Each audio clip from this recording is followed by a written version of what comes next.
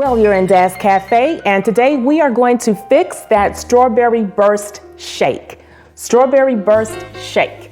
And it's good and has a number of different things in it. Let's get going. And I say it's for kids because it does have calories in it. But let me share this with you. If you have teens are very active, this is a good shake for them. If you have an older adult who is not eating much and they need some calories, this is a good shake for them. So let's get ready with that strawberry burst shake. First, I am using, and I don't know if you can get this in every store, but I'm using this farm crafted strawberry sorbet. And it's similar to any other type of sorbet, but the main difference is there's no gluten in it, non-dairy, and it's low in calories, just about 20 calories per serving. So that's not a lot of calories for frozen dessert.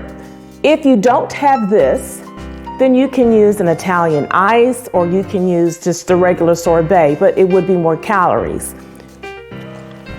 So I'm going with 1 cup of this sorbet, and I'm using strawberry. And this is a pint, so I'm just gonna put half. That's about a cup. Then I'm using a Breyers non-dairy ice cream and about a cup of it. So in this case, a cup would be 3 scoops. As I'm using a number 12 scoop, and that's about 1/3 of a cup. And I call it a burst shake because I am going to use a ginger ale, about 8 ounces of a ginger ale. If you don't want to use a ginger ale and you want to lower the calories, then you can use a Perrier.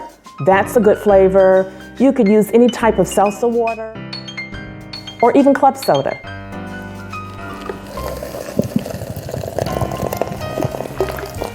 But this little ginger ale in it or those substitutes that I had mentioned gives it a little burst. And we will blend that.